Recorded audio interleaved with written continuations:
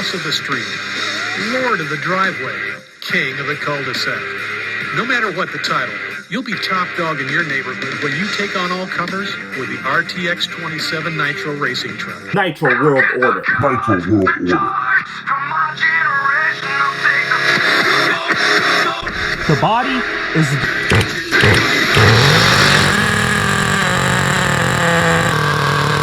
You can't kill a vintage Duratrax. This is going to be a first start of the Duratrax RTX-27. This is a 2008 1/8 scale Nitro monster truck produced by the brand Duratrax. And yes, guys, if you can't already tell, this does look like a very good Savage clone. We got ourselves the twin vertical plate chassis. We got a 1/8 scale 0.27 Super Tiger engine. The body is very bright and yellow. But you know what? I kind of like the color combination. We have all black wheels. This is the original wheel pattern. This was not painted. And we have a bright yellow body. Man, Duratrax wanted to be noticed when you were running rich and loud with their automatic 2-speed 1/8 scale Nitro monster truck. The Posishift transmission is adjustable and has steel gears. This does have a 2-speed automatic transmission. I have installed a modern Fly Sky radio. Highly recommend you get this, guys. We have dual shocks on each wheel. They are threaded bodies and they do have adjustable shock collars. Very convenient carry handle. I've done a good job restoring and cleaning this. I picked this one up for very cheap. I had the motor disassembled, fully cleaned everything, cleaned the carburetor. Servos are stock and fully original. Suspension wise, these are original shocks. I have not done anything. What's nice is this truck actually came with 17mm hubs back in 2008. I mean, I just cannot believe how awesome this was. Now, the starting system is very similar. I would say a direct copy and clone of the HPI Savage, except Duratrax calls this the Quick Pit Super Start RTR. I'm running my own LiPo here in the back, but obviously if I had a good rechargeable nickel metal pack, I could run that no problem. Now, this truck, I remember I had it back when it was brand new, and it was very, very cool. I gotta tell you, it was actually better and faster and better equipped than the actual Savage for the time. The only thing I really didn't like, and I had a problem with the exhaust this time. So in order to mount this engine, which clearly I had to do a whole bunch of rehab on, we're gonna fire it up right now, we'll see how it is. You have to remove the header through this opening in the twin vertical plate chassis. It's not very easy to get to, and I will tell you, this did cut up my hands quite well. So I have cuts all over. It's kind of hard to see, but I do have cuts all over right there. So I took one for the NitroGang, guys. I am currently missing an air filter, but that really doesn't matter. The carb is a little bit sticky right now. So as I accelerate, you see, the carb barrel doesn't fully close all the way. But it should loosen up once we get a little bit of nitro fuel run through it, I'm hoping. When I got this, I also picked up an Offna Ultra GT LX, and that was restored, and it's currently running rich and loud. This one, let's hope the quality of this 0.27 Super Tiger engine isn't bad. Compression wise, I'm just going to spin the flywheel here on the bottom with my hand, and I can tell you the compression, it's very, very sickening. I can barely spin it over. Oh yeah. Okay, so I managed the full turn just now. What really matters is how is it going to start. This will be the first fire attempt. I've installed a brand new OS LC4 glow plug, medium heat range, very good plug. Hopefully it primes correctly and there's no vacuum leaks. I've cleaned mostly the back of the chassis here because I gotta tell you, disassembling parts on this twin vertical plate chassis is actually not a piece of cake as expected.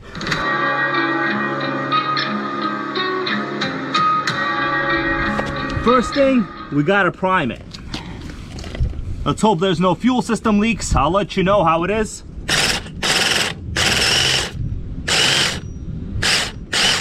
Well, the one-way bearing is slipping. That's basically how it is.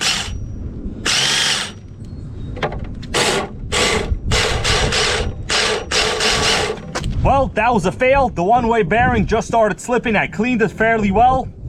It looks like I am back to removing this engine. I thought this was going to be a quick fire-up video. But you know what? When you're dealing with vintage nitros, that's sometimes what happens. Trial and error. A lot of trial and error, my dudes. You can tell by how low it sits that this truck is built for speed from the get-go. It starts with this big block engine. It not only delivers massive horsepower, it also features 2 easy ways to fire it up. You can use the Quick Fit Super Start that's included, or bump start it with most any starter box. And look at all these other performance goodies. The Posishift transmission is adjustable and has steel gears. The fuel tank is race legal and mounted low, and comes with a fuel line clamp for safety. The shocks are aluminum with lots of mounting options, and the dual composite brakes deliver reliable stopping power. Besides the 3-shoe racing clutch, this truck also comes with an adjustable slipper clutch, as well as a CV drive shaft that reduces friction for more power. Coming inside the competition is no problem, thanks to a high-speed steering kit that gives you a tighter turning radius. It's powered by a high-torque steering servo with metal gears that's included with a 3-channel radio. Of course, performance can be compromised if your truck isn't durable, but you can rest assured that the RTX-27 is built to take extreme abuse. The bulkheads and bell cranks are strong and sturdy. The gears are all made of metal. Aluminum side plates protect the chassis components, just like this radio box protects onboard gear. And the aluminum roll bar not only adds security, but doubles as a handle for carrying. Need more peace of mind? The injection molded parts are flexible, super strong, and covered by the exclusive Duratrax Stress Tech guarantee. You get all this at a price that may surprise you. Get the RTX-27 and get into spirited sport racing. Well, as you saw, I ran into a situation. A slipping one-way bearing on the Super Tiger engine. I think I have figured out a way on how to easily remove the engine here. Basically, the first thing you really have to do is remove the exhaust header. This is actually quite annoying because the only way to get the header back in is through this area here in the side of the chassis. It's quite annoying. Imagine putting the springs on with needle nose pliers onto your motor like that. Oh my God, it's quite annoying. So let's remove this. We'll see what's going on with the one-way bearing. I have a Dremel here ready to go. I've done this in previous videos. I'm just going to put a couple of scoring lines here on the starting shaft. Usually that works. I'm not too worried about ruining it. Now, in terms of the one-way bearing, I currently have it in a solution of just pure alcohol. It's sitting here. I've gotten a whole bunch of dirt to come out of it, and I'm sure a little bit more will come out. Let's do this. I'm going to put a couple scoring lines on the starting shaft. Quite delicate procedure. You don't want to overdo it.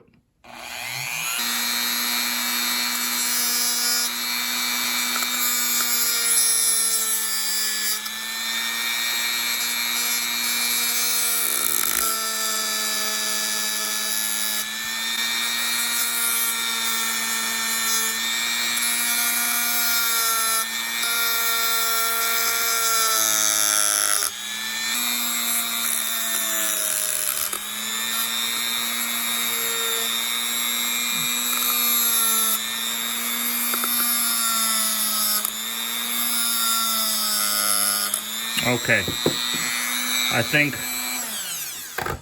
I've done enough. Just put a couple scoring lines here. It's nothing serious to really damage the crankshaft. It should be okay. Let's get the one-way bearing out of here. Going to just clean it a little bit more. Let's get some more dirt to come out of there. Hopefully this will do the job. Look at that.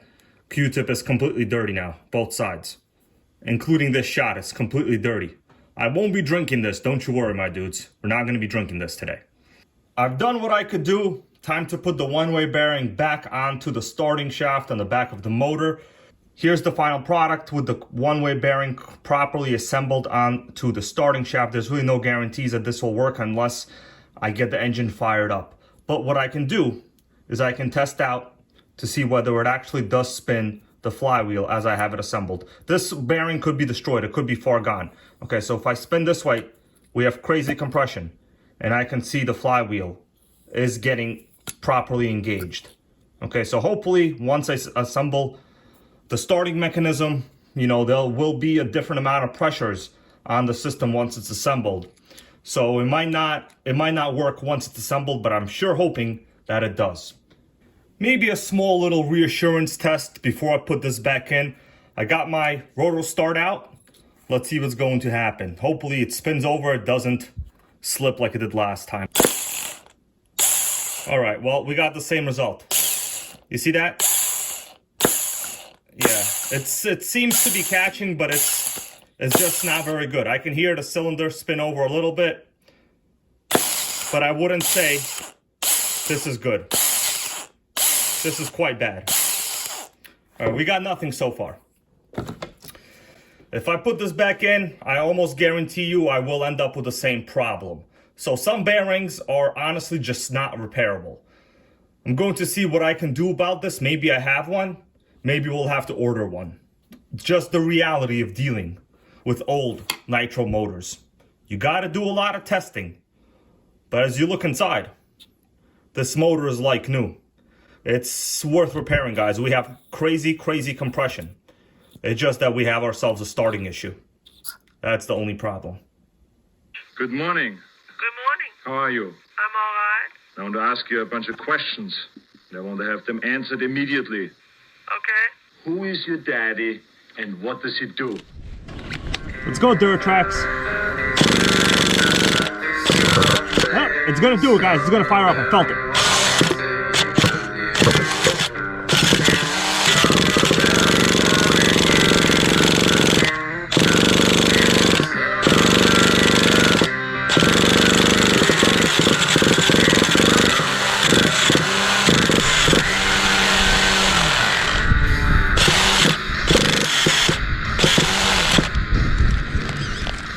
Well, guys, we ran into a major problem. The problem is, I cannot get this running, but it's no big deal. Because a channel member, Bob's RC, recently donated an engine to my channel. Now this is exactly the same engine that is in this Duratrax. Check out the top. It's just a different color on the cooling head, right? We got ourselves a pull starter. It does have very good compression. I did look inside. Take a look at this. Absolutely nothing wrong with that. So it looks like the next plan will most likely be I could either swap out the one-way bearing that's in this pull start unit there, or I could just do a flywheel, clutch bell, clutch swap on this and stick this engine donated by Bob's RC into this Duratrax.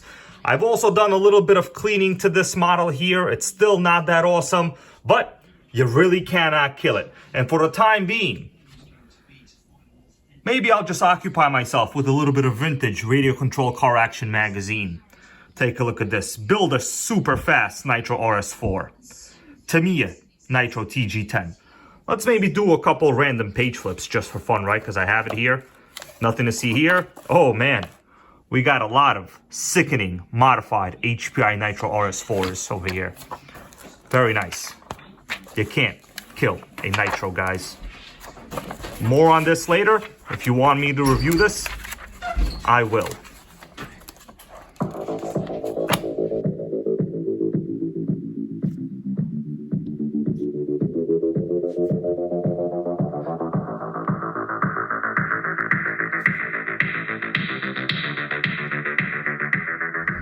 We're gonna try this again, guys. About a week has passed. I am very sick right now. Even my voice sounds terrible. Today's the warmest day. I gotta get this fired up. The change I've made so far, this is the motor that was sent in to me by Bob's RC. I have swapped out the entire rotor start from this original truck, put it on this system, and also used the one-way bearing from the engine donated to my channel. So now we have ourselves a handy pull starter and the original one-way bearing. Hopefully it fires up. I have the engine being warmed up right now to give it the best possible chance of starting. Then we will see what happens. Guys, sick or not, I do anything for the Nitro Gang. We got the electronics on. The carb is a little bit sticky at this point, so in terms of throttle, we'll see how it goes from there. Let's see if we could fire it up, guys. What do you think about that? First, you know what? Let me prime it with the heater still on the car, just to give it the little bit extra. All right, it's a lot of 3-in-1 oil, but we got a runner. That's the main thing. We verified it fires up. That's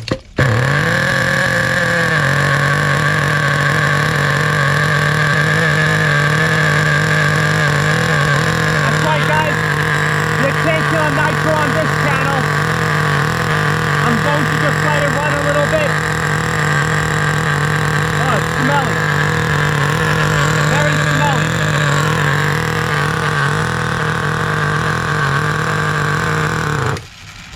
Too rich, too rich. It was definitely way too rich. Going to lean it out about half a turn here. Yeah, it was definitely way too rich. Let's fire it up again. Overall, we got a runner.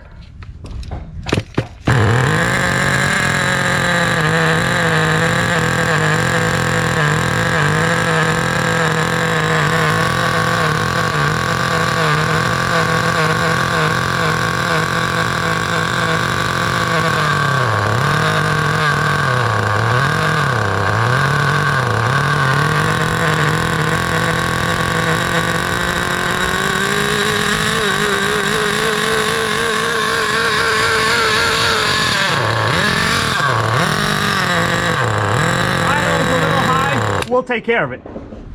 All right, a lot of that oil just came out. Idle's still a little bit high. We'll take care of it. It's possible the clutch spring is bad. The motor's still really rich, I can tell. I'm touching it right now and it's just way too rich. Going to lean it out about another quarter of a turn. Let's keep going until we're satisfied.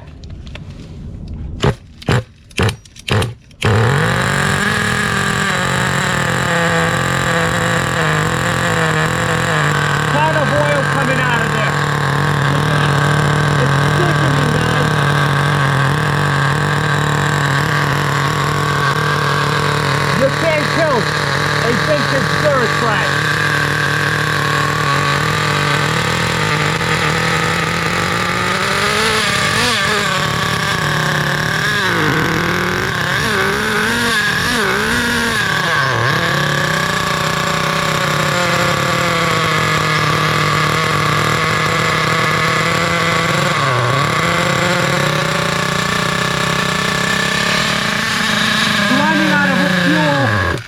Okay, so that was it, running out of fuel. I didn't put that much fuel in. Clearly you could tell I have 0 fuel in here.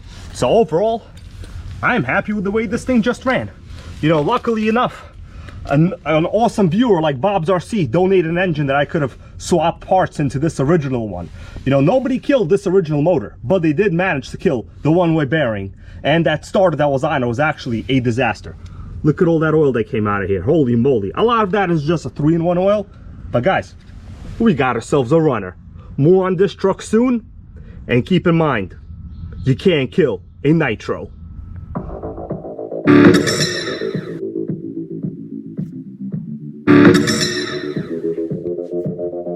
You guys gotta admit, this is a very nice looking body. The Duratrax let me down a little bit, so I decided, let's cheer myself up with a nice Domino's pizza. And of course, we have ourselves the Kyosho FW06. But for now, let's open up that pizza, take a look inside. Oh yeah, Domino's. We got mushrooms and green pepper. I don't remember saying space out all of the toppings about 2 to 3 inches apart. What are you gonna do? You know, franchise fast food restaurants these days are also trying to make a buck. Here we go. Not bad. I'm gonna eat a couple slices here, and then I'll start up the Kyosho in the cold. It's 23 degrees Fahrenheit right now, guys. The Kyosho, I guarantee you, is going to fire up no problem.